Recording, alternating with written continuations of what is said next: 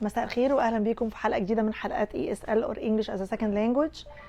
النهارده we are completing our discussion of the famous American holidays and celebrations. احنا بنستكمل مناقشتنا للأعياد والاحتفالات المشهورة في الولايات المتحدة, and we still have one more class in celebrations and holidays, and then we'll turn to another topic. عندنا لسه في كلاس كمان هنكمل الأعياد بتاعة الولايات المتحدة. I think إن ده some interesting field, مجال ممكن يكون شيق شوية, لأن we are living in USA and this is now our culture, so we have to be acquainted with, لازم نكون يعني على دراية, لازم نكون على ألفة بالcelebrations والهوليديز اللي احنا بنشهدها في البلد الجديد اللي احنا عايشين فيه.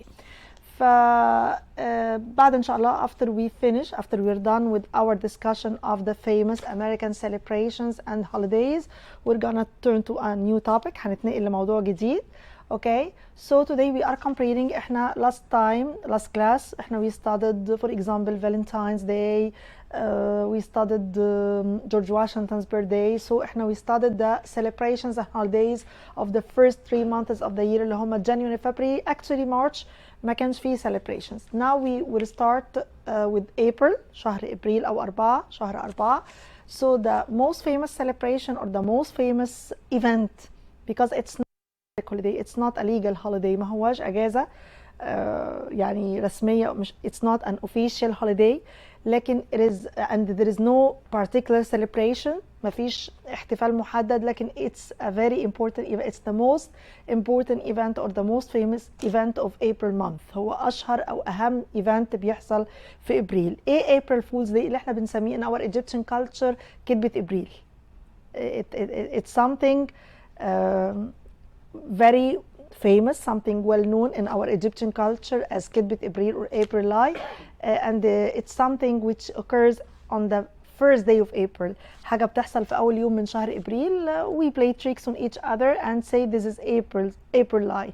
احنا بنلعب بحيل كده على بعض ونقول إن دي كذبة إبريل. فده same, يعني رغم إن احنا Eastern culture ثقافة شرقية وهنا Western culture ثقافة غربية, لكن they have very common celebrations. One of these common celebrations is April Fool's Day. هما بيسموه هنا April Fool's Day. فول يعني مجانين, أو يعني زي ما بنقول باللفظ كده طاقين, لأنه بيبقى very very foolish tricks. الحيل اللي بتتعمل بتبقى very foolish زي ما هنشوف دلوقتي. now we have exercise 1. In exercise 1 we have to discuss some words, to define some words, to know the meaning of some words, and then we'll turn to the passage containing these words. هنعرف المعاني أو التعريفات بتاعت كلمات معينة, وبعد كده هنتنقل لباسج فيها الكلمات دي. So April Fool's Day, this is the first page 74. You can see it on the screen right now. Exercise 1, match column A and column B. اتفقنا ان column, كلمة column ال N silent, ما بتتنطقش, N after M, فبقول column A and column B, عمود A و B. In column A we have words, in column B we have synonyms or definitions for these words. So we have to match, هنوصل. Number A, one trick, حيلة أو خدعة. Number 2, silly, حاجة silly, حاجة foolish, مجنونة أو silly أو stupid, أنا حليتها. Number 3, spot يعني زي علامة أو مكان أو موقع. mechanical, حاجة ميكانيكية أو آلية.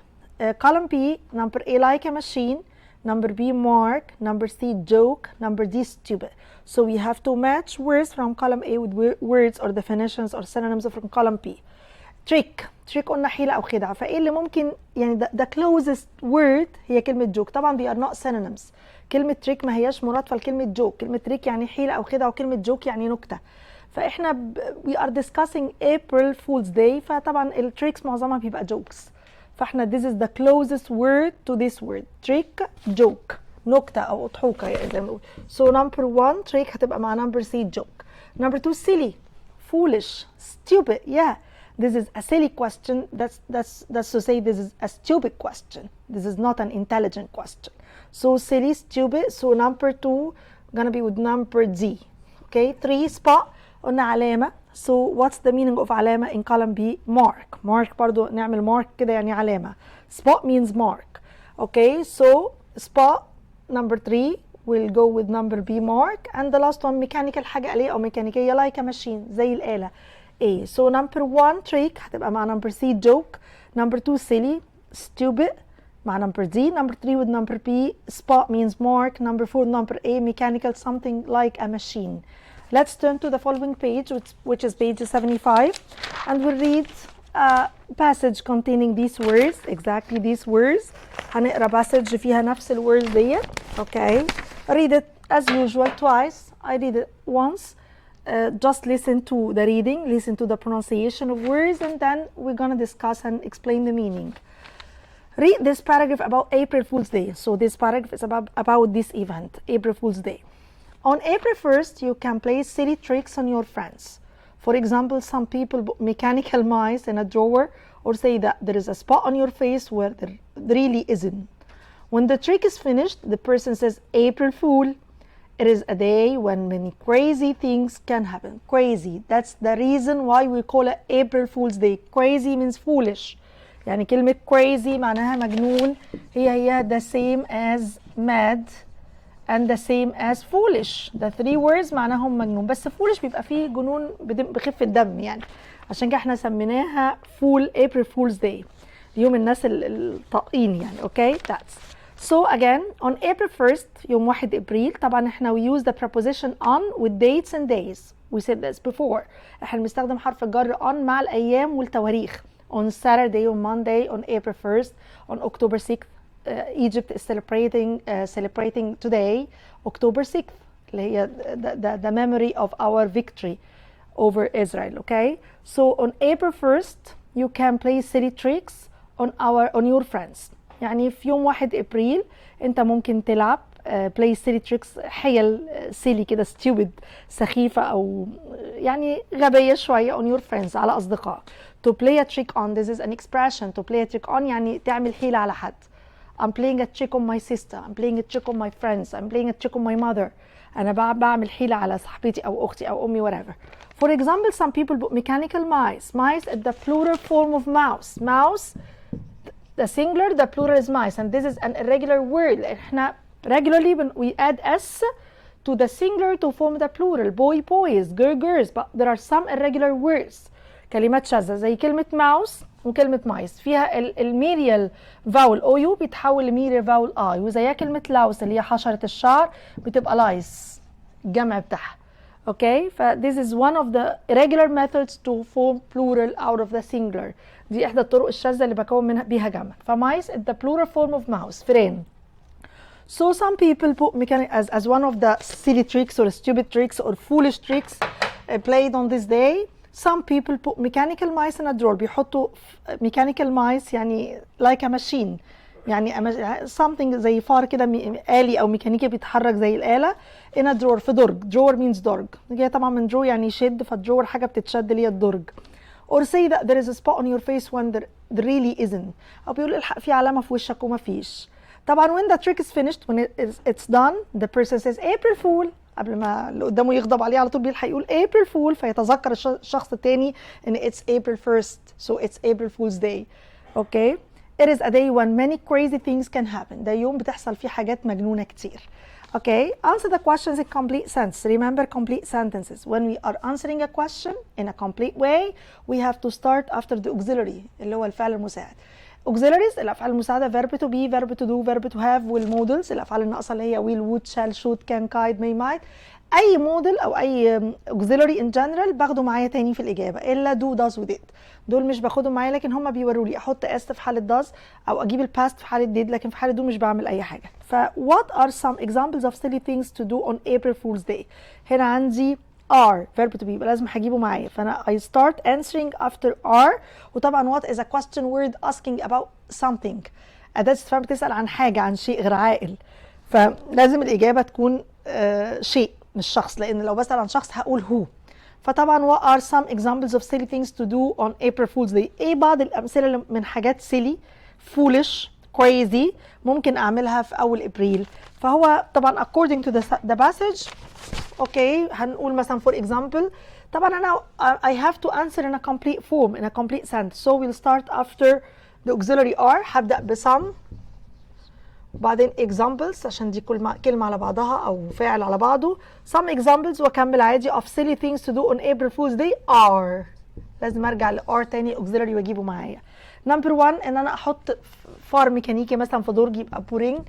احنا ممكن we can express in our own words don't copy words, just express in your own words. يعني انت هات الانفورميشن من الباسج، لكن try to express in your own words as much as possible. هات المعلومة من الكomprehension من القطعة وحاول تجاوب عنها بأسلوبك انت على قد ما تقدر. ففور اكزامبل ممكن نستخدم السينجلر بدل plural، فممكن اقول pouring. طبعا البلورال كان مايس، فلما اجيب السينجلر لازم احط دي لازم تيجي قبل اي اسم نكرة مفرد. يبقى pouring a mouse ان انا احط فار. ممكن ازود كلمة a mechanical mouse لا يفتكروا ان هو ماوس حقيقي. Okay, in a drawer. This is the first crazy or foolish or silly thing to be done on April Fool's Day or on April 1st. Putting a mechanical mouse in a drawer. احط فار ميكانيكي في درج. Okay. كمان اقول ايه؟ saying that there's a spot or a mark. Try to explain our words on someone's face. Someone's face when there isn't any. لما ما بيكونش في حاجة واقول لا الحق في علامة على وشك. So some examples, it's not all examples. We have a lot of foolish things, crazy things, stupid, silly things to be done on this day or on that day. There are just some examples which are mentioned in the comprehension. Putting a mechanical mouse in a drawer, this is number one. Saying that there is a mark on someone's face, اقول ان في علامة كده على وش حد when there isn't any. ولما ما بيكونش في حاجة. Question number 2. Do you have such a day in your country? Do you؟ احنا عارفين انه any question starting with an auxiliary or a helping verb بسميه yes or no question. اي سؤال بيبدأ بفعل مساعد، قلنا الافعال المساعدة هي verb to be, verb to do, verb to have، والمودلز الافعال الناقصة اللي هي will, would, shall, should, can, could. Any question starting with these auxiliary بيسميه yes or no question. It's called a yes or no question.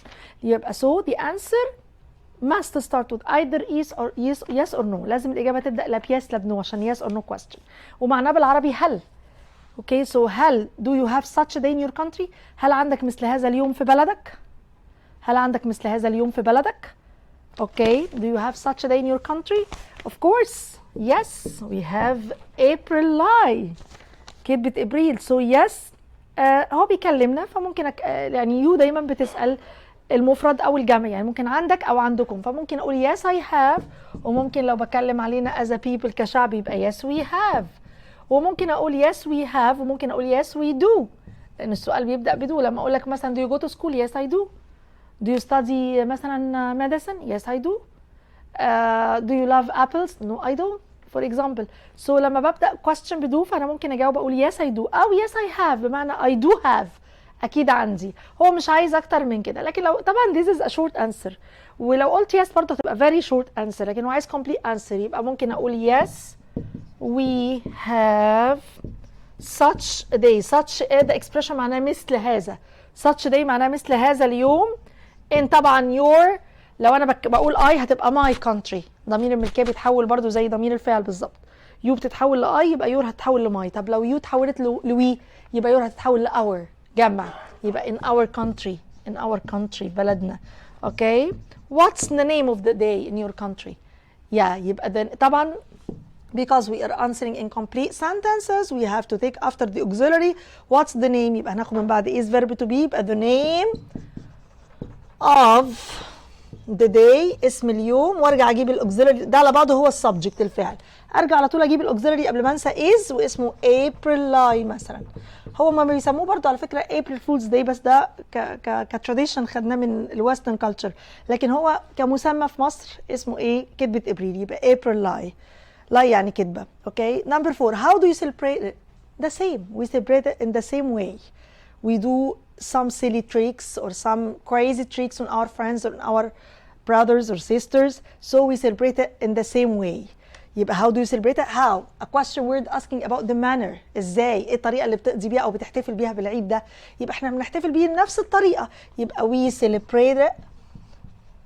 celebrate it بنحتفل بيه in the same way بنفس الطريقه. If you want to explain more we can say we also play stupid or silly or foolish tricks on our friends or siblings. كلمة siblings معناها إخواتنا وأخواتنا brothers and sisters. I think we discussed this term before when we were studying the application for the naturalization test. تكلمنا عن siblings اللي هم الإخوات أو الأشقاء brothers and sisters. Okay, let's turn to another celebration now in May بقى احنا يعني I think انه وضع الكتاب selecting a very important event, a very important celebration or holiday in each month. ساعات بيبقى عندنا أكتر يعني more than one celebration in the same month, but we are selecting the most famous one. So today we in this time that time we are discussing May, the celebrations or the holidays of May, which is the Memorial Day. Memorial يعني it's a word I think derived from the word memory, ذكرى. So memorial تذكاري. فميموريال داي هو تذكار او عيد الذكرى بتاعت ايه. احنا بنتذكر ايه في الميموريال داي؟ we are remembering our soldiers who died in wars اللي ماتوا في الحروب. okay, we are remembering our heroes ابطالنا who brought freedom or independence to the USA. احنا بنتذكر ابطالنا اللي جابوا الحريه او الاستقلال لامريكا، بنتذكر الجنود اللي ماتوا في الحروب. so on the Memorial Day we are memorizing، بنخلد ذكرى او remembering، بنتذكر. كلمه remember معناها يتذكر.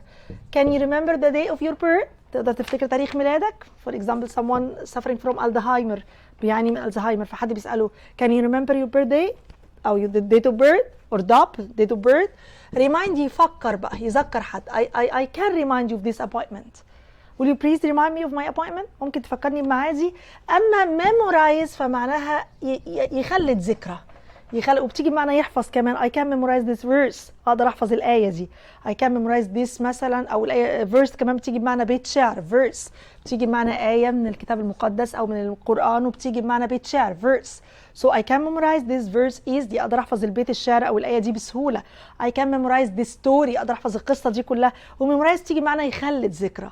so on the Memorial Day we memorize our soldiers who died for the sake of the USA، اللي ماتوا من أجل for the sake of. the expression معناها من أجل for the sake of our soldiers، الجنود. كلمة soldier معناها جندي أو محارب، أو زي ما هنشوف دلوقتي كلمة veterans، لأن في احتفال احنا قلنا عليه في نوفمبر اسمه veterans day. it's the same، it's very close. اوكي بس ده بيبقى خاص بالفيترنز، وهنشوف بعد كده في نوفمبر الفيترنز اللي هم مين، وفي تعريف للفيترنز جاي دلوقتي. so on the Memorial Day we memorize those soldiers, those heroes who sacrificed their life، يعني ضحوا بحياتهم for the sake of the USA, for the independence and freedom of the USA. So exercise 1 match column A with column B. Again, these words are mentioned after that in the following passage. Just this بيسموها brainstorming، يعني حاجة تخلينا نصحصح كده. Okay, number A column A graves. graves يعني مقابر. memorial ذكرى أو تذكار. origin الأصل، أصل الحاجة. the origin of this مثلا recipe يعني وصفة أكل. فأقول لك what's the origin of this recipe؟ what's the origin of this game؟ إيه أصل اللعبة دي؟ what's the origin of this language؟ إيه أصل اللغة دي؟ tradition تقليد أو عادة متبعة. probably احتمال. this is column A. column B remembrance تذكار أو ذكرى. most likely يعني محتمل.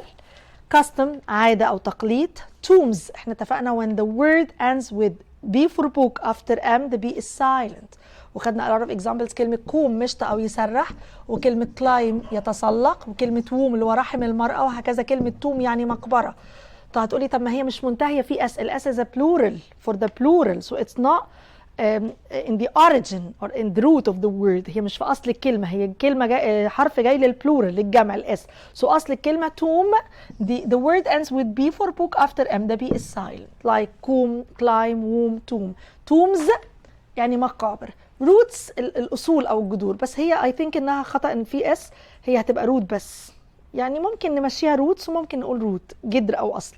so graves number A number 1 هتمشي مع tombs number D مقابر. graves مقابر وtombs مقابر the same، بس هي graves أكتر بتستخدم للعامة. الtombs بتستخدم مع الفرانك مثلا monuments الآثار الفرعونية، مع great people، لكن العامة الناس بقول عليها graves مقابر الناس العادية خالص. number 2 memorial means remembrance تذكار، يبقى number A. number 3 origin أصل أو جذر، يبقى roots number E. number 4 tradition عادة أو تقليد، يبقى custom number C. number 5 probably شيء محتمل most likely number B. so number 1 graves means tombs مقابر. number D. number 2 memorial means remembrance ذكرى أو تذكار. so number 2 number A. origin root أصل أو جذر حاجة، يبقى number 3 number E. tradition custom تقليد أو عادة. probably most likely شيء محتمل. Okay, let's turn to the comprehension, page 76.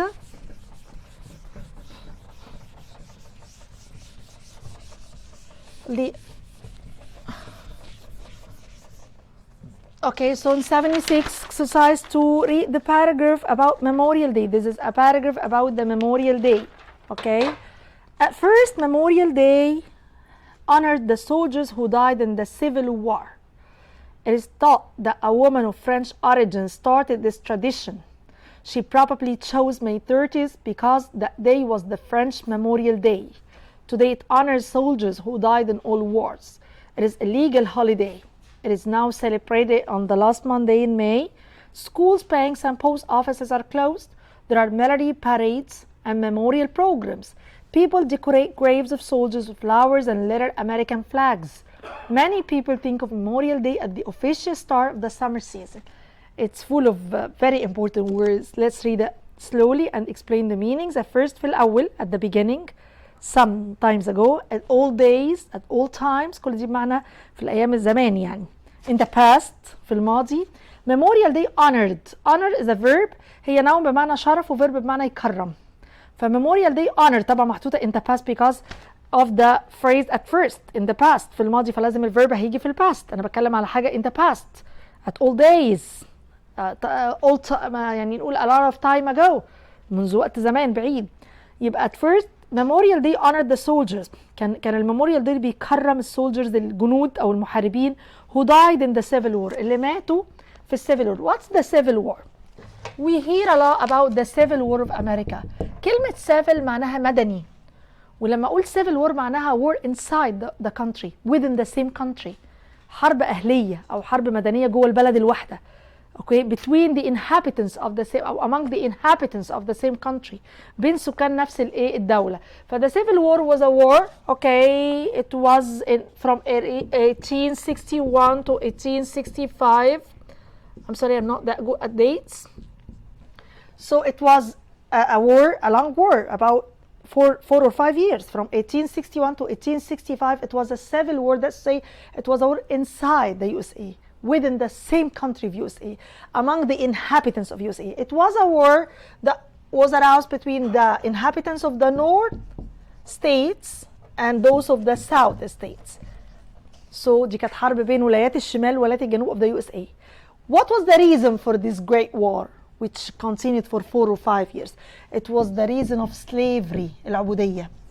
The North states refused slavery.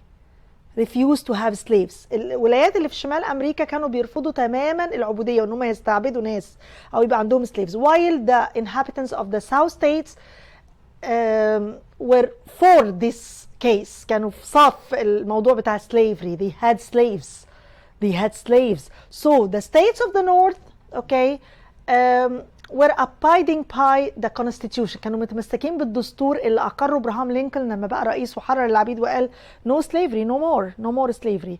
Okay, no longer. خلاص ما عادش فيه slavery. So ولايات الشمال كانت متمسكة بالconstitution ومش عايزة يبقى عندها عبيد. While the south states كانت لسه keeping slaves وعندهم عبيد. That was the main reason for the uprising of the civil war from 1861 to 1865. It was some historical information for you. اوكي فاحنا الاول الميموريال دي اتعمل عشان يخلد الجنود اللي ماتوا في الحرب دي، الحرب الاهليه او المدنيه دي. It's thought that a woman of French origin started this tradition. يعتقد. It's thought the expression معناه من المعتقد او اغلب الظن يعني ان ست of French origin من اصل فرنسي هي اللي بدات التقليد ده، بدات الاحتفال ده. She probably chose May 30th because that day was the French Memorial Day. ويمكن تكون اختارت يوم 30 مايو تحتفل بيه عشان ده اللي كان بيحتفل بيه، نفس اليوم اللي بيحتفل بيه في فرنسا. Today it honors soldiers who died in all wars. النهارده احنا بنكرم كل الجنود اللي ماتوا في كل الحروب, not only the civil war. It's a legal holiday here, official holiday, public holiday, اجازه عامه، اجازه رسميه، اجازه قانونيه. It is now celebrated on the last Monday in May. احنا قلنا قبل كده ان احنا بنحتفل بيه في اخر يوم 2 من شهر مايو, whatever بقى جاي 27, 28, 30, whatever. خلاص واحنا اتفقنا ان هم دايما they prefer to celebrate public holidays on Mondays to have long weekends, Saturdays, Sundays and Mondays. Okay? So it's now celebrated on the last Monday in May. Schools, banks and post offices are closed because it's a legal an official, a public holiday, so the public, the official, the government institutions are closed. What are the public institutions in our country? Banks, post offices and schools. طبعا hospitals cannot be closed. عمر المستشفيات ما هتقفل. Okay. There are military parades. كلمة parade معناها show، عرض، أو في كلمة لطيفة خالص procession، موكب. بس طبعا show is much easier، فنفتكر show. كلمة parade معناها show، عرض عسكري يعني. فبيقول ان احنا there are military parades، في military shows، عروض عسكرية and memorial programs، برامج نتذكر بيها those soldiers who died for the sake of the USA, for the sake of liberty and freedom and independence. Okay. People decorate graves of soldiers with flowers and little American flags. That's what people do to celebrate this day or that day. بيزوقوا الجريفز، المقابر بتاعت السولجرز. اهو استخدمها graves مش tombs. It's the same. It's very close. مقابر الجنود بالزهور flowers little American flags والأعلام الأمريكية الصغيرة. Many people think of Memorial Day as the official start of the summer season. ناس كتير بتبص للميموريال دي ان هو بداية الصيف الحقيقي رسميا يعني. Answer the questions in complete sentences. Question number 1. When is Memorial Day now celebrated? امتى بحتفل بيه؟ يبقى ممكن اقول Memorial Day او we can use it. Memorial Day or طبعا Memorial capital M capital G عشان ده public holiday, public event. Memorial Day or it, we can use the pronoun it، ضمير.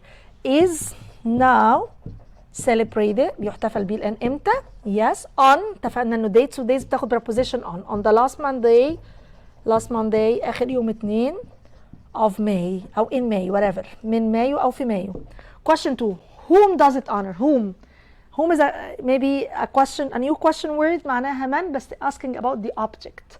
Who معناها من برضو بس asking about the subject الفاعل. Whom is a question word asking about the object. Whom بيسألوا على شخص عاقل بس who بتسأل على الفاعل. Who hit you? I think I said this before maybe 1 or 2 class ago.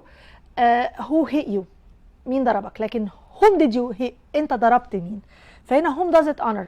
ايه هنا referring to الميموريال داي. بيكرم مين؟ طبعا هم because دي الأوبجكت. هو بيكرم مين؟ بيكرم الجنود اللي ماتوا في الحروب. So we can say طبعا because it does I have to add s to the verb. it اللي هي الميموريال داي honors we add s because of does. وعشان ايه طبعا في present simple لازم ياخد s. it honors all soldiers أو ممكن soldiers who died in wars اللي ماتوا في الحروب. يعني if you want to add something we can add for the sake of USA, for the sake of liberty, for the sake of independence, whatever. من أجل الحرية، من أجل الاستقلال. This is number 2. Number 3. When did it begin? بدأ إمتى؟ هو بدأ يعني هو it doesn't يعني the comprehension doesn't mention that directly. مش بتذكر ده بشكل مباشر بس هي بتقول احنا احتفلنا أول ما احتفلنا at first Memorial Day honored the soldiers who died in the Civil War. So ببديهي it started after the Civil War. بدأ بعد الحرب الايه الأهلية. يبقى ايه طبعا دي تخليني احط الverb in the past it began after the Civil War بعد الحرب الأهلية. بدليل ان هو it used first to honor soldiers who died in the Civil War. Number 4. How do we celebrate it today? ازاي بنحتفل بيه؟ How is a question word asking about the manner. So احنا just هنشرح بنعمل ايه. مش هنجاوب خالص السؤال ده ان احنا ناخد منه ونحط. لا هنقول بنعمل ايه. يبقى ممكن نقول we celebrate it. ممكن دي لو complete answer very complete answer. we celebrate it. بنحتفل ازاي؟ عن طريق يبقى by وباي يراد gerund الفيرب بلس ing يبقى by decorating بزوق soldiers graves or tombs whatever with flowers بالورود and small American flags والأعلام الأمريكية الصغيرة. Okay. So question number 5. Why was May 1st chosen? ليه اختاروا ده؟ because الست اللي بيعتقد انها اللي بدأته كانت ست فرنسية وميبي اختارت اليوم اللي بدأت فيه او اللي كان بيحتفل بيه في فرنسا. فنقولها ازاي؟ ممكن نقول let me erase the poll because we may write a lot. هنكتب شوية في السؤال ده. let me think with you how to start this question, how to answer it completely. احنا عايزين نقول هي question why was May 1st chosen. because نقول because يبقى طبعا why لازم اجاوب because. لو complete answer لازم اخد من الكويستشن يبقى May 3rd هقول الشهر وبعديه اليوم عادي بس بنطقه كأن في اخره TH. May 3rd. May 3rd was chosen okay because ممكن اقول as though ده expression معناه كما هو معتقد. as it was though او as though كما هو معتقد. اوكي as though a French woman في ست فرنسية started this tradition بدأت التقليد ده the tradition of celebrating the Memorial Day and she most أو خليها most likely كما most likely يعني والأكثر احتمالا إن هي طبعا most likely بحطها between two commas عشان دي زي جملة اعتراضية. she chosen okay the same day اللي هو May 1st of the French Memorial Day لعيد الذكرى الفرنسي يعني when it was a celebrated يعني اختارت نفس اليوم اللي كانوا بيحتفلوا بيه في فرنسا. Question 6 does Memorial Day honor only civil war veterans? Veterans mean soldiers. هيجي دلوقتي يعني ايه veteran بس in general veterans معناها soldiers. وعندي زي ما قلت in November we celebrate Veterans Day it's very close to Memorial Day. ف does Memorial Day honor only civil war؟ طالما does يبقى speaking about the present. في الوقت الحالي هل بيكرم بس civil war veterans؟ No. اتفقنا انه any question starting with an auxiliary verb to do, verb to have, verb to be, whatever ده yes or no question. واحنا ال yes or no question we have to answer either with yes or no. We either or either both are correct. Either is more American, either is more British, but we are both used here. So no, okay, no. لو عايزه بقى very complete answer هنفي دي الاول. It doesn't honor. هو بيحاول يعلمنا how to structure English, how to form complete English sentences. Now, no, it doesn't honor only civil war veterans اللي هم ضحايا او محاربين السيفل وور but those عايدة على veterans of all wars ضحايا او محاربي كل الحروب not only civil war. It used to be that in the past but now عشان هو قال does فdoes يعني at the present time. Question 7 what's a veteran؟ لو انتوا دورتوا في الديكشنري فهتلاقوا veteran معناها محارب in general. So a veteran كلمة veteran in general معناها soldier or في كلمة warrior جاي من warrior يعني محارب برضو soldier warrior. This is a general definition a very broad meaning معنى شامل مفتوح عام. لكن in Merriam-Webster's the dictionary the most celebrated dictionary here we can say or we can find a veteran is a former member of the armed forces. You can find that in Merriam-Webster's dictionary. Armed forces. يبقى former means previous, prior, سابق. member عضو سابق في القوات المسلحة بسميه veteran. مش لازم يكون مات، اوكي؟ طيب. Question number 8. What happens on a legal holiday? يوم الأجازة الرسمية. Legal holiday is the same as public holiday. It's the same as official holiday. Legal holiday أجازة قانونية. Official holiday أجازة رسمية. Public holiday أجازة عامة. It's the same. What happens on that day? يوم الأجازة العامة بيحصل إيه بالظبط؟ Public or government institutions are closed. Like what? Like schools, banks, and post offices. يبقى what happens on legal holiday? On a legal holiday يوم or an official holiday أجازة عامة أجازة official or public holiday. It's the same meaning. legal holiday أجازة رسمية أو قانونية أجازة شرعية زي ما بنقول. official holiday أجازة رسمية. public holiday أجازة عامة. اللي بيحصل إنه schools المدارس banks البنوك and post offices والمكاتب البريد are closed بتقفل are closed. Okay, that's to say all public or all government institutions المؤسسات institutions مؤسسات الدولة المؤسسات الحكومية are closed بتقفل. Okay, let's turn to page 77. Page 77 start with a writing section. Do some research on the internet, for example on Memorial Day, how it is celebrated in your own city. You may want to talk to people, to get information or look in all newspapers, discuss what you learn with the class. هنعمل research يعني زي بحث. Find out, try to discover, اكتشف how Memorial Day is celebrated in your city. ازاي الميموريال داي بيحتفل بيه في مدينتك. You may want to talk to people. ممكن تحتاج تتكلم مع الناس to get information عشان تجيب معلومات بالذات الناس older than you الأكبر منك. Or look in old newspapers magazines. تبص في الجرايد أو المجلات القديمة. Discuss what you learn with the class ونناقش اللي بنعرفه. طبعا I think it's the same in USA.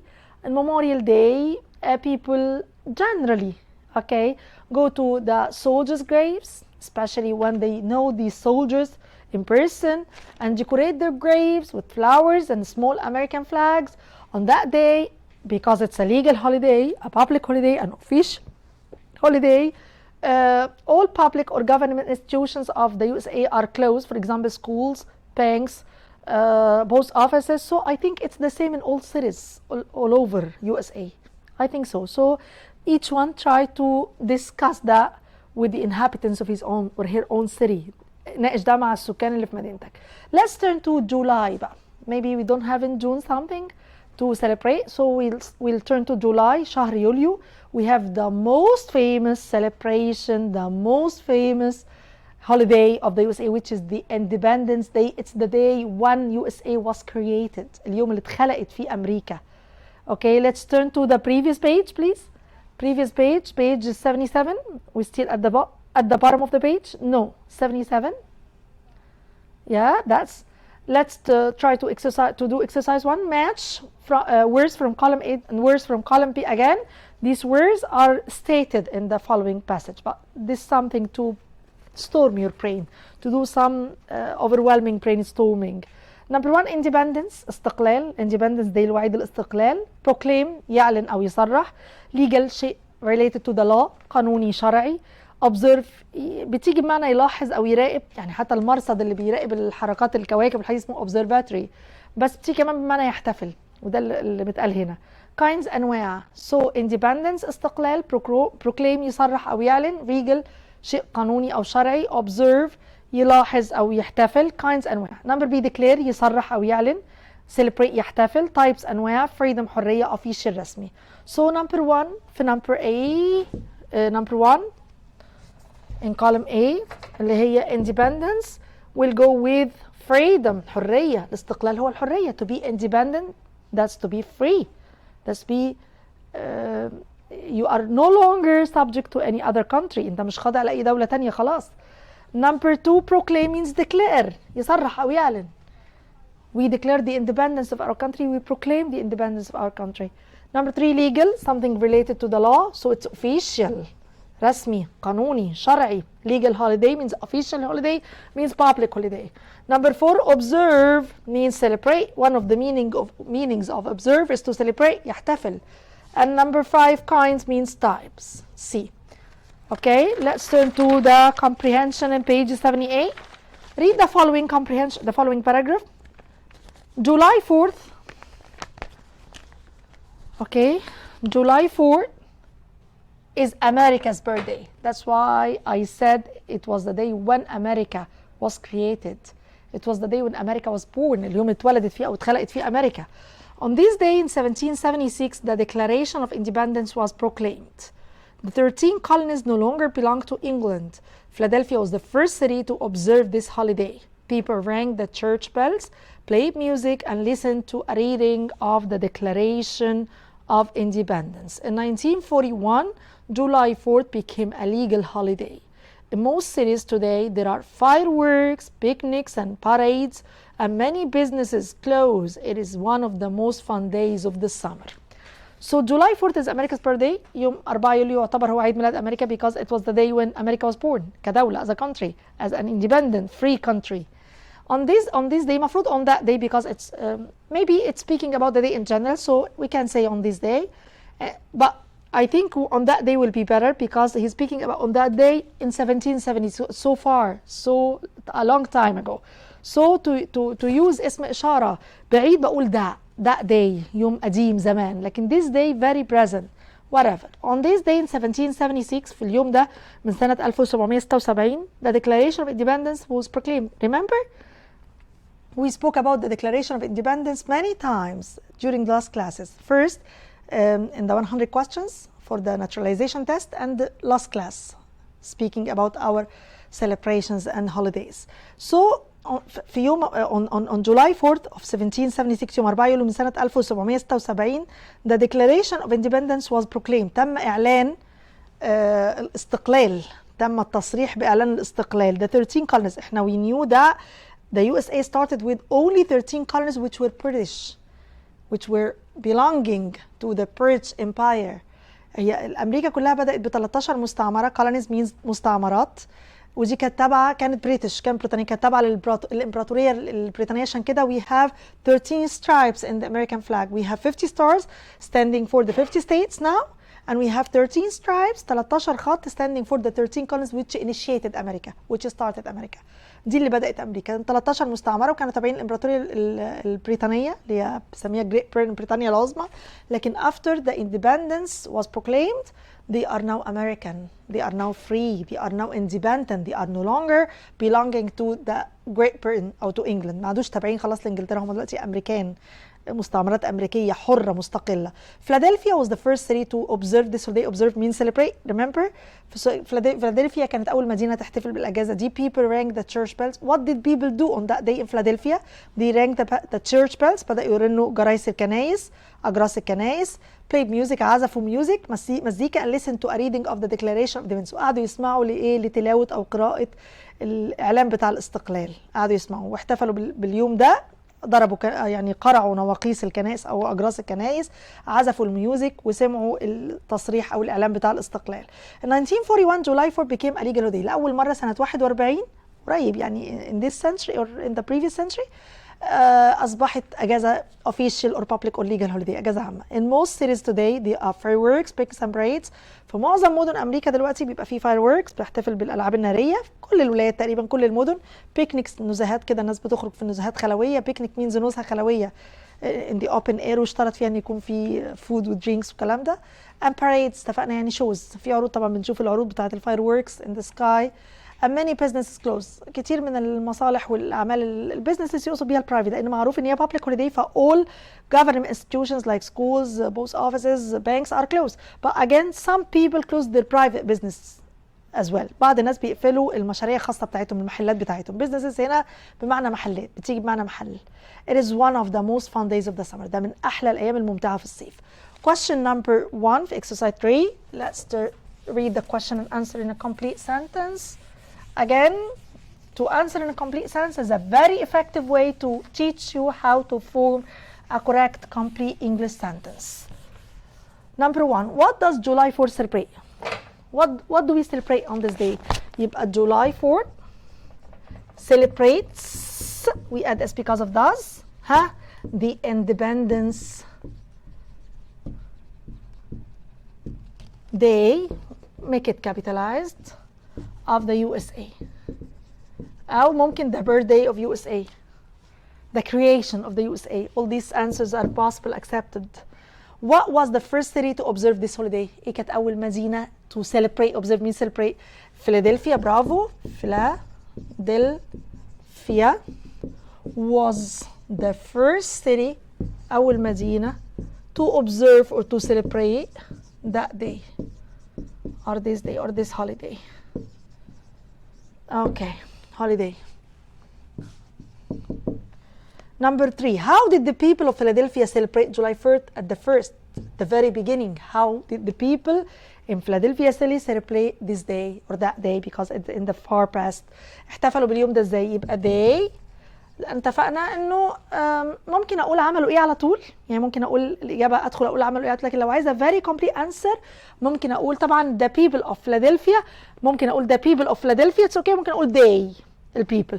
they celebrated، طبعا بحط past عشان did it by على طريق ايه بالظبط؟ ringing the church bells، ضربوا اجراس الكنايس. playing music and listening to a reading، قراءة أو تلاوة of the Independence declaration أو the declaration of independence. declaration اللي هو تصريح أو إعلان الاستقلال. ممكن أقولها بالطريقة دي: they celebrated it by ringing the church bells, playing music and listening to a reading of the Independence Declaration or Declaration of Independence. Another way to answer they، وأقول على طول عملوا إيه، بس مش هقول by هنا، احنا اتفقنا عشان by preposition بيجي وراها ing. لكن لو أنا قلت على طول عملوا إيه هستخدم ال past because I am telling something in the past. يبقى they rang، the past of ring it's an irregular verb، ring rang rang. They rang the church bells, played music. Play is a regular verb, and listened, regular verb, to a reading of the Declaration of Independence. Question number 5: how it is celebrated today? النهارده بقى it is طبعا referring to the Independence Day. celebrate اللي هو ده July 4th. celebrated طبعا verb to be وراها ال past participle يبقى ده passive مبني للمجهول، عشان هو مش بيحتفل بنفسه، هو حد بيحتفل بيه، يبقى بيحتفل بيه passive مبني للمجهول، بسميه passive voice.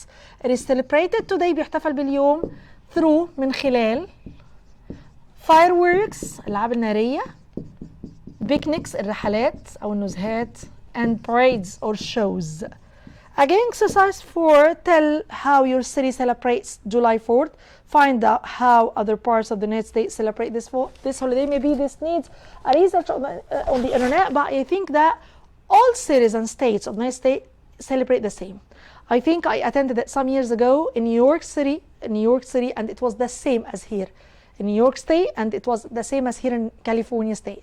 Fireworks in the sky, shows, fireworks shows, people go out on picnics. It's a very, very funny day, okay? So let's turn to page 79, I'm sorry. Now we are discussing the Labor Day, which has just been celebrated in September, 1 month ago.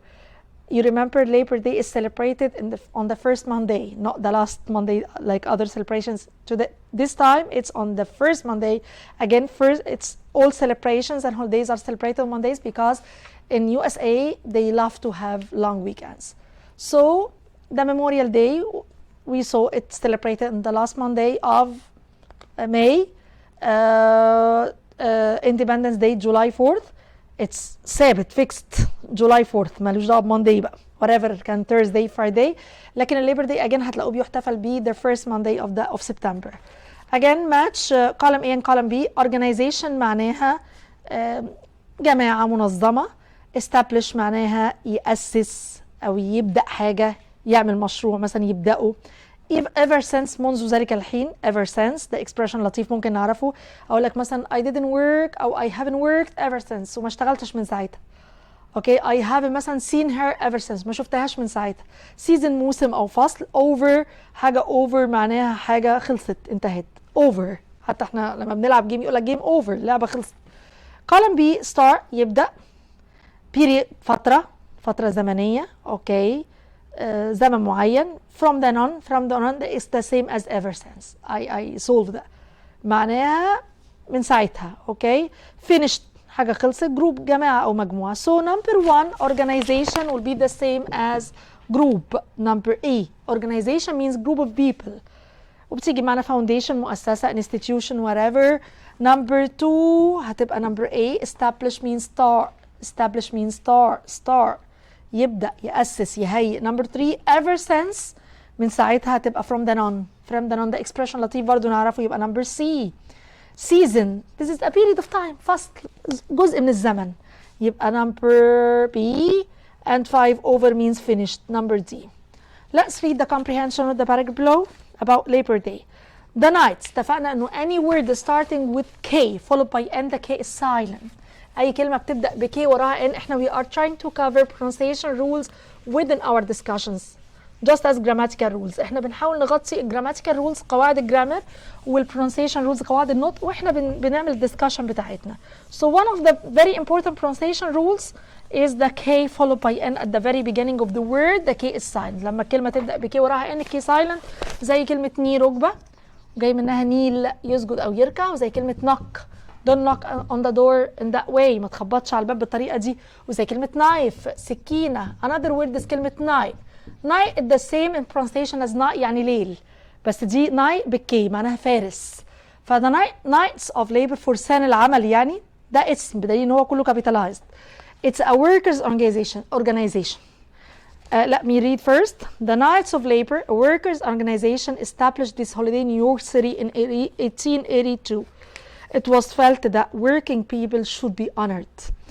The group held a big parade. In 1887, the United States Department of Labor declared the first Saturday in June a legal holiday. In 1893, Labor Day was changed to the first Monday in September. That's what I've just said. And it has been that way ever since. This holiday also marks the official end of summer. Schools usually open later in the week.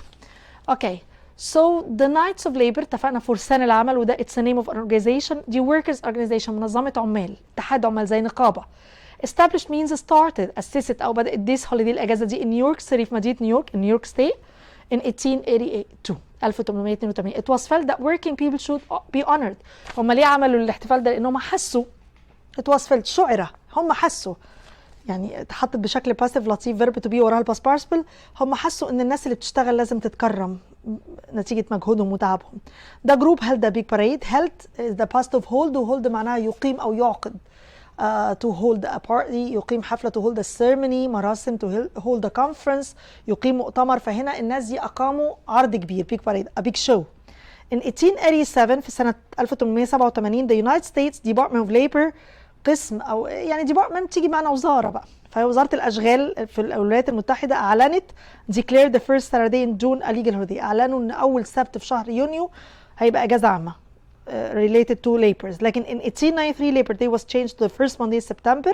وفي سنة 1899 تم تغيير احتفال بعيد العمال لأول يوم 2 في شهر سبتمبر and it has been that way ever since. ومن ساعتها هو ماشي على الحال ده ever since from now on. okay يعني from then on يعني من ساعتها. This holiday also marks the official end of summer. احنا لسه شايفين انه ال start of summer كانت في عيد ايه؟ الميموريال داي اللي هو the 3rd of May او the last Monday of May. لكن نهاية الصيف بجد او النهاية الرسمية للصيف بيعتبروها في الليبر داي. وبعدها schools usually open later in the week. معظم المدارس بتفتح في نفس الاسبوع بعد الاحتفال على يوم الثلاث. Answer the questions in complete sentences. Who started Labor Day? مين؟ Who asking about a subject وعائل. مين اللي بدأ started established. مين اللي بدأ الاحتفال بعيد العمال؟ أيوة اسم المنظمة اللي هي the Knights. دايما في الإجابة على question starting with who بحط مكان who الفعل وأكمل الجملة as it is. It's the easiest question word ever. أسهل أداة استفهام هي who لأني بشيل who وأحط who hit you. My brother hit me مثلا. Who cleaned the house? My mother cleaned the house. Who started the Labor Day? The Knights of Labor. As a subject اهو answer the question. Started or established the Labor Day. عيد العمال. Question 2. Why did this organization establish Labor Day? ليه المنظمة دي عملت عيد للعمال؟ ليه؟ طبعا why is a question we're asking about the reason. ليه؟ and the answer should contain because. فنبدأ من بعد الauxiliary date هتبقى this طبعا capitalized organization. وطبعا وجود الديت يخليني أجيبها في الباست يبقى established means started because of date in the question. Labor Day ليه؟ because it felt لأن المنظمة دي شعرت. ممكن استخدمها they باعتبار أنا بتكلم على organization members على الأعضاء فيبقوا بلورال زي كلمة family. بسميها الكلمة دي بسميها collective words كلمات جماعية collective words. يعني إيه collective words؟ يعني a singular word referring to a group of members زي كلمة team فريق وزي كلمة crew طاقم عمل في طيارة أو في سفينة وزي كلمة family عيلة أو أسرة وزي كلمة اتحاد union وزي كلمة organization وزي كلمة syndicate نقابة. كل دي I am not referring to the entity I am referring to the members. فبسميها collective nouns أو collective words. It's a singular noun referring to a group of people. ممكن استخدمه في singular the team was perfect وممكن في plural the team were perfect. That's to say the team members. فممكن أقول this organization established the Labor Day because A or they as an organization they or as members of the organization felt that working people الناس اللي بيشتغلوا should be honored لازم يكرموا أو يفضل إن هم يكرموا نعمل لهم تكريم. Okay. Question number 3. How was it celebrated then? احتفلوا بيه ازاي؟ هنلاقيها في line number 3. The group held a big parade. يبقى احتفل بيه من خلال big parade عرض كبير. يبقى it was خلينا ننزل تحت شوية عشان ما يدخلش الكلام. It was celebrated، تم الاحتفال بيه by holding، by بيجي وراها الجيرند، والجيرند اي نجي بتحط على المصدر، ما اقدرش اقول holding باست واحط لها اي نجي ارجعها لاصلها hold واحط اي جي. by holding a big parade، a big show or parade whatever. Let me erase the board to answer the rest of the questions, and this is an opportunity for you to think over the rest of the questions.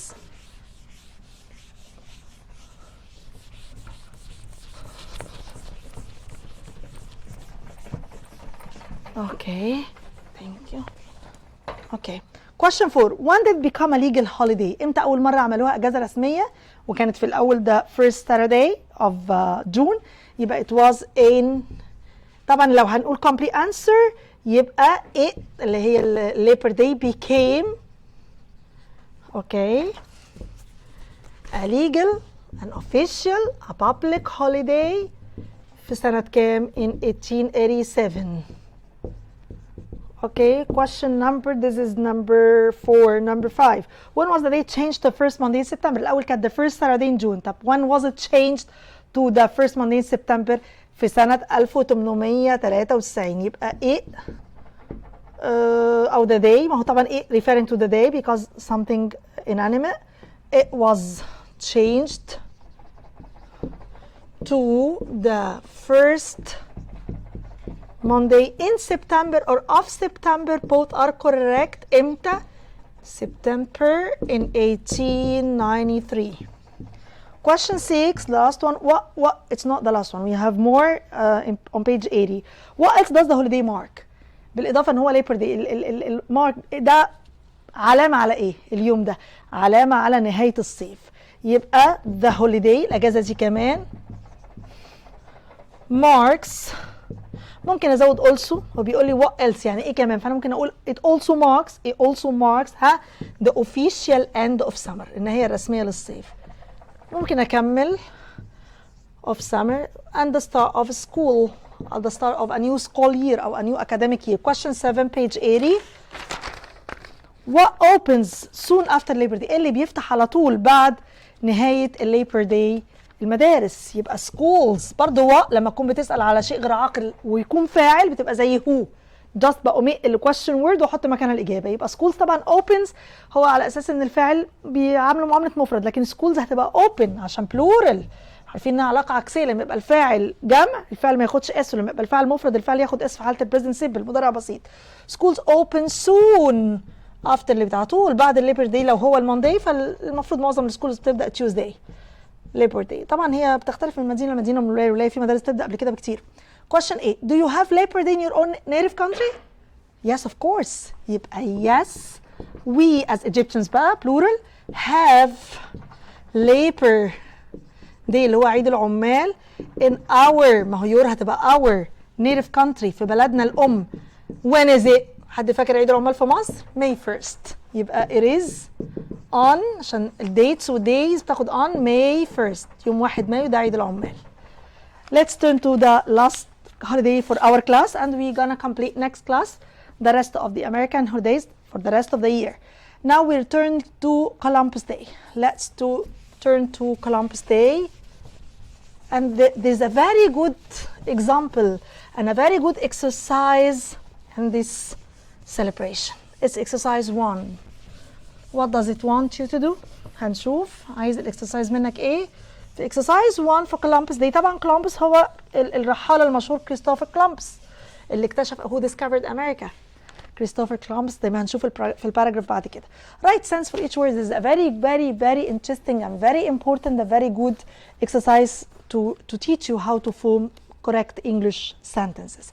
هو عايز جملة على الكلمات دي. boats يعني مراكب. For example لو هناخد جملة على كلمة boats مراكب، هي طبعا all these words are mentioned below in the comprehension، كلها متقالة تحت في القطعة أو in the paragraph.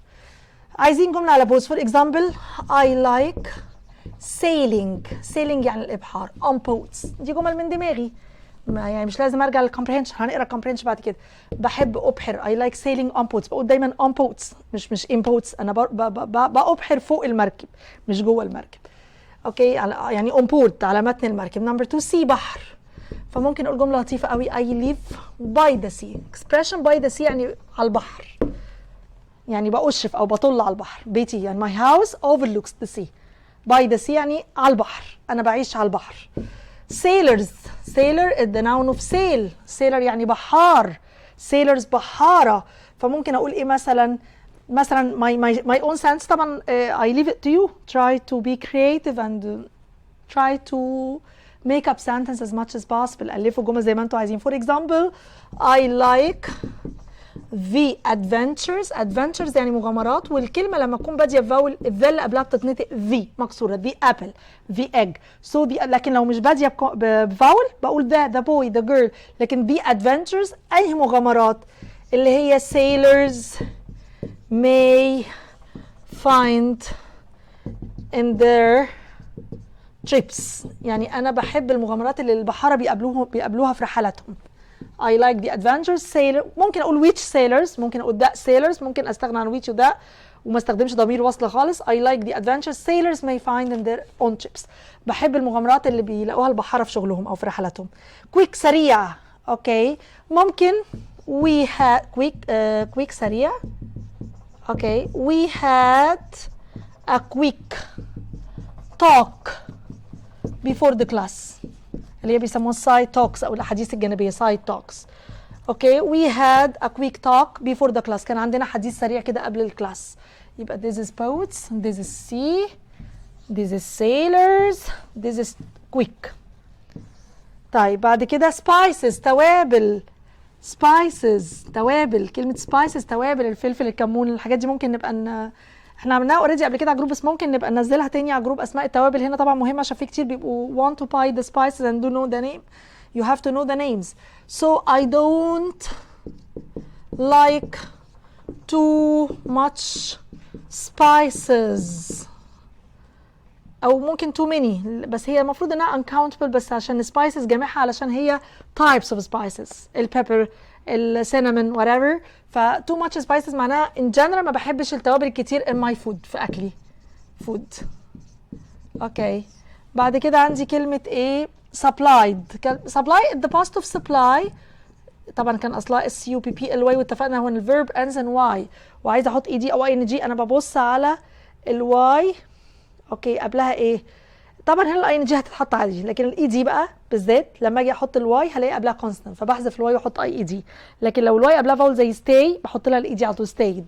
هنا سبلاي معناها امد بيه او زود بيه. فممكن اقول جمله لطيفه قوي مثلا ممكن اقول the government has supplied all villages with. دايما supply with يمد بيه او يزود بيه clean water clean drinking water مثلا ميه شرب نظيفه clean drinking water. so the government has supplied all villages with clean drinking water. زودت القرى كلها بميه شرب نظيفه. believed or no before believed we have discovered اكتشف. طب let me erase this part.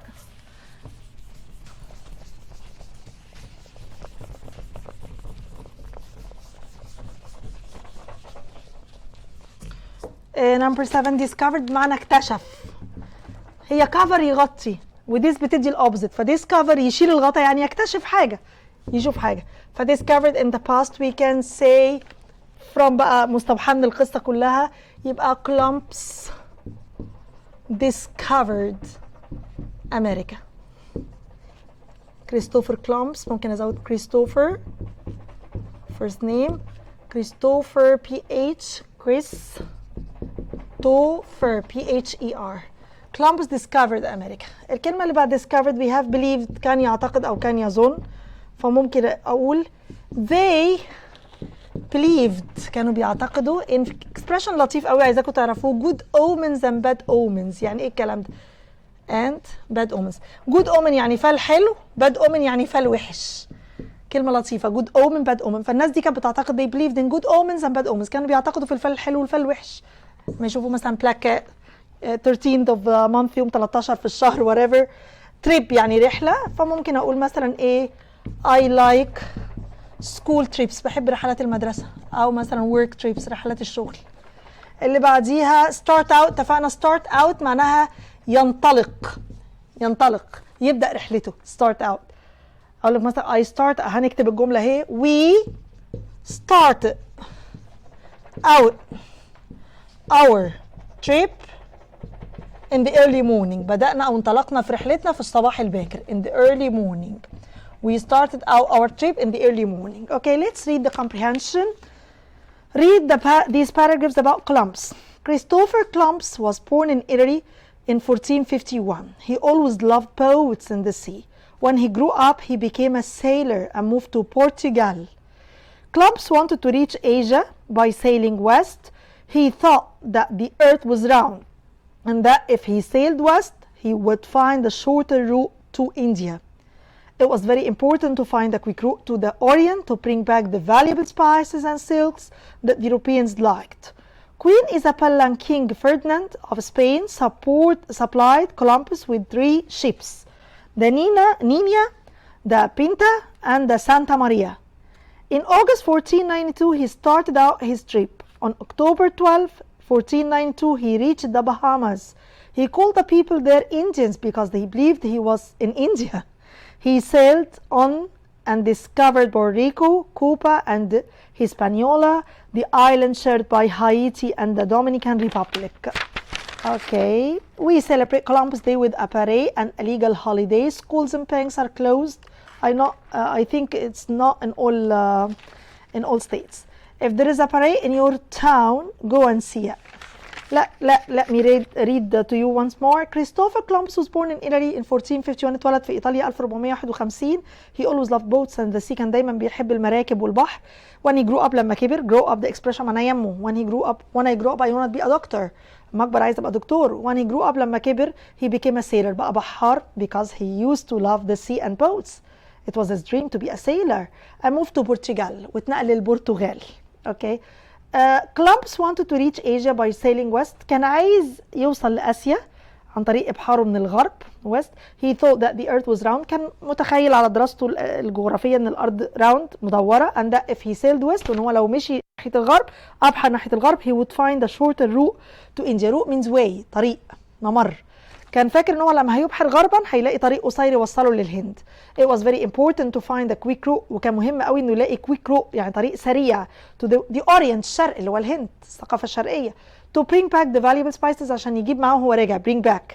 To bring back يعني when he's back when he's on his way back وهو راجع طريقه يجيب معاه ال valuable spices and silks التوابل والحراير جمع حرير يعني القيمة that the Europeans like اللي كان الأوروبيين بيحبوها قوي فكان عايز يجيبها كنوع من التجارة يعني. Queen Isabella and King Ferdinand of Spain ملك وملكة اسبانيا اللي هو الملكة إيزابيلا والملك فرديناند supplied with لسه قايلين supplied أمدوا supplied Columbus with أمدوا كولومبس وهو ماشي يعني كانوا supported him وادوله وهو ماشي 3 ships 3 سفن. ده نينيا بالاسباني يعني the girl.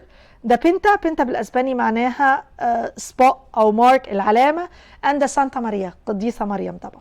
In August 1492 he started on his trip. انه انطلق في رحلته في اغسطس 1492 on October 12 1492 وعلى طول بعد شهرين تقريبا في اكتوبر يوم 12 اكتوبر 1492 he reached the Bahamas وصل جزر البهامس هنا. اوكي he called the people their Indians. وده سر ان خلى الامريكان الاولين يسموا الهنود الحمر او الامريكان انجنز لانه كان فاكر انه وصل الهند فسمى الناس دول هنود بناء ان هم في الهند انديا فسماهم انجنز. وده سبب تسميه الناس الامريكان الاوائل بالامريكان انجنز او الانجنز because they believed he was in India. He sailed on and discovered Puerto Rico. كمل sailed on واصل الابحار واكتشف بورتوريكو وكوبا ومكان اسمه هيسبانيولا اللي هي الجزيره the island shared by Haiti and Dominican Republic اللي بيشترك فيها دوله هايتي وجمهوريه الدومينيكان. The last page بيقول we celebrate Columbus Day with a parade and a legal holiday. احنا بنحتفل بيوم كولومبس عيد ميلاده maybe بنحتفل بيه أو maybe the day when he discovered the Bahamas maybe. The paragraph didn't mention when to celebrate this day but maybe in October because هو قال في الباسج إن هي on October 12 1492 he reached Bahamas فmaybe عشان كده احنا بنحتفل بيها في أكتوبر. in general it's not a legal holiday in all states by the way. مش في كل الولايات. schools and banks are closed برضو it's not in all states. المدارس والبنوك بتقفل because it's public. On any public or legal or official holiday, public or government institutions are closed like schools, post offices and banks. If there is a parade, show in your town, go and see it. لو في أي عرض في البلد بتاعتك أو في المكان بتاعك روح وشوف. Answer questions in complete sentences.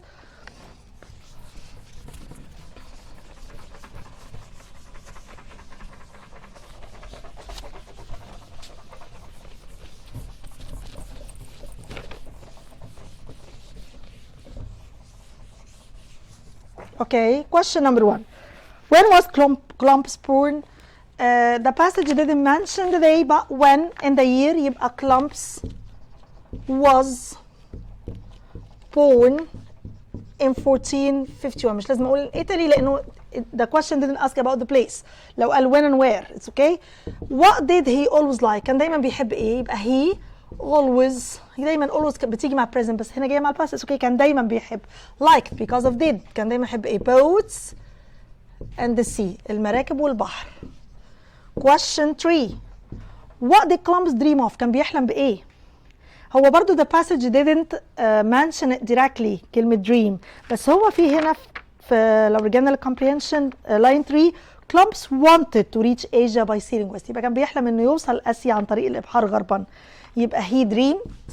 وطبعا dream can be a regular verb by adding ed or an irregular verb by adding t. زي learned or learned. وزي burned أو burned هكذا dreamed أو dreamed both are correct. regular or irregular. يبقى he dreamt of or dreamed of okay reaching طبعا of preposition لازم يجي وراها ing. Asia يوصل Asia by sailing west لو أبحر عن طريق الغرب. Okay, question number 4. What did he think? هو كان فاكر ايه؟ كان فاكر ان عشان الارض كرويه او مدوره هو ممكن يبحر غربا للهند. فممكن نحاول try to express the meaning in your own words as much as possible. طبعا think هتبقى thought عشان did يبقى he thought. The past of think it's an irregular verb. Thought that the earth الارض was round كانت مدوره. وان هو and that وان هو if he sailed لو هو أبحر west غربا he would عشان if طبعا reach Asia كان هيوصل لإيجا أو would find Asia هيلاقي آسيا. Why was it important to find the quick road to the Orient? ليه according to the passage كان مهم أوي يلاقي طريق سريع للأورينت. يبقى it was important to find a quick route way يعني ممر أو طريق to the Orient الشرق Orient or the East ويقصد بيها إنديا. ليه؟